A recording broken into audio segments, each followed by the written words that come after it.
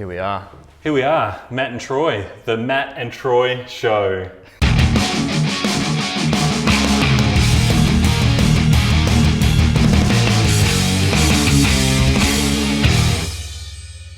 Is that what we're going to call it? That's right. Or we're going to call it something else? Tale of Two Racks. The Tale of Two Racks.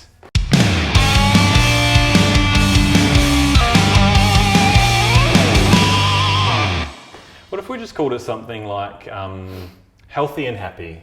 Healthy and happy. Because that's the goal, right? We want people to be healthy, we want people to be happy. Yeah. So healthy and happy with Matt and Troy. Sounds good. Let's go with that.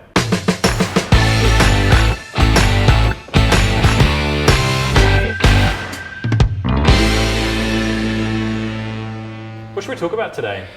Three things, yeah, those three. Three. Three things that you need to know to get started with your new exercise program in the new year. Today, we're talking about starting off an exercise program. Good idea. How do you do that? How do you do that? How do you do that? Well, obviously there's lots of people at this time of the year, being the new year, lots of people that want to get started with an exercise program. And I guess there's probably four or five things that you want to think about when you start that. The first one I would think about would be managing expectations. Expectations. Totally. Big. I agree. Let's talk about managing expectations. Yeah. So if you were a very new person, first starting exercise, what could you expect from your first workout? So expect to be quite sore after the first one, which is totally normal. Yeah, I have a lot of people also say sometimes they feel a bit sick in their very first session. Yeah. Do you get that? Yeah.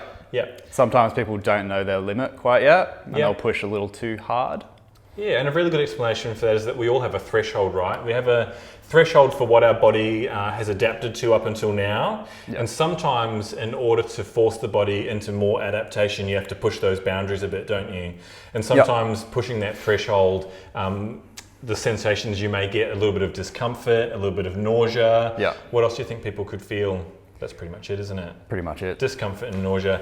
And Which is all normal. It is all normal parts of an exercise program. Totally. And it can be really hard at first to know what you can and can't push through. So I guess what would your advice be to someone if they did start to feel nausea or discomfort? What would you say? First of all, just stop. Yeah. To begin with, take a few breaths. If you feel really, really bad, you can actually just lay down on your back and have your legs elevated for a bit. That definitely helps. Perfect. Tends to redirect the blood flow. Yeah, back up to the brain. That's great advice. I like that.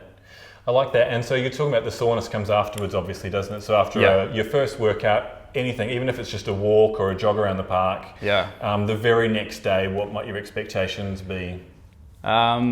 Mostly soreness in the muscles that you've used. Yeah. So if you did a lot of leg work, you often feel very sore in quads, hammies and glutes, which is all very normal.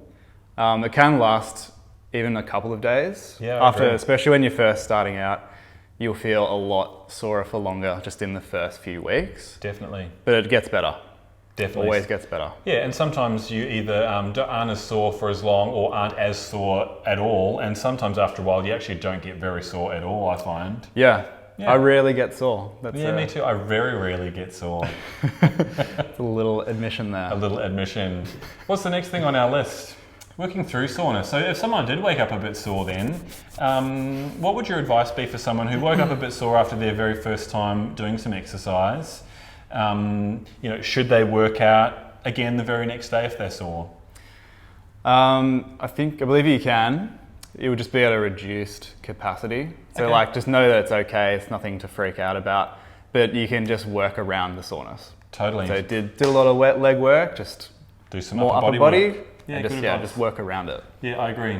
And I find with my clients, if they train 2 days in a row in particular, we'll often do more lower body one day and more upper body the other day. So you can still exercise every day, even if you're sore, just by working around those bits that are a little bit uncomfortable. Yeah. But my advice would be, if you were really sore, to not train that sore area again, probably for 48 to 72 hours. So 2 to 3 days, I would probably I would probably say would be good advice. Yeah, as a beginner, definitely. Yeah, perfect. Sure. Well, let's talk about, I know we did actually jump straight to after exercise, but what about talking about preparatory things you should do before you start exercise or before you go and do your very first session?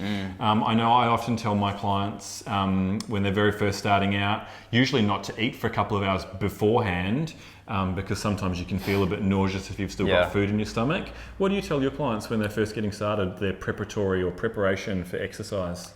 First getting started, I always like to harp on about mobility and stuff to just assess. You do, that's true. That's true, I do that a lot. Mobility and just targeting the areas that are restricting them from hitting certain movements and movement patterns. Yeah, right. As well as warm-up is crucial. Yeah. As like tedious as it can be, you just have to do it. Everybody warms up. I warm up, Troy warms up. We all have to warm up. We love a warm up. What would be a really basic warm up that someone with no experience could do, you think? What would just be some simple things that someone could do to warm up?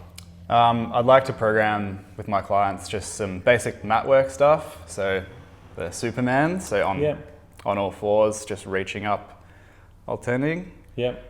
Onto the back, just some basic lying leg extension kind of thing. Yep. Just stuff to just prime the core for motion, and it will get you just that little bit of heart rate increase to get you primed for exercise, which is just like super basic for someone who hasn't done anything. Yeah, totally. before. Which can lead on actually. How would someone know when they're working at a good intensity? What are some good feedback their body might give them that they're actually working out? Yeah, so slight increase in heart rate, and just breathing becomes a little bit trickier. Okay. So like it's just, you can talk, you can still speak at a comfortable rate, but it's just, I come up with a really good analogy once. I used to tell my clients that if you can still talk, that's good, but you shouldn't have so much air that you could like sing a song. Not wheezing. Shouldn't be able to sing along, for example. If you can sing, it might be a bit too easy, but if you can't talk at all, it might be too hard. Yeah, definitely too hard for a warm-up. Yeah. You'd also probably see things like they might feel a bit warmer, they might start to sweat or perspire. It's really normal. Skin flushed. Yeah, skin's flushed. So I'd normally say if you're just going out, if you're very first getting started and you go out for a walk, for example, it's a good sign. If you start to break a bit of a sweat, you feel warm, your heart rate's a little bit elevated, and your breathing rate will also increase. Yeah. But if you do start to feel really out of breath, stop and sit down and take a break. Yeah. And if you start to feel nauseous, I would say the same thing. Maybe stop and sit down and have a break and wait for that to pass.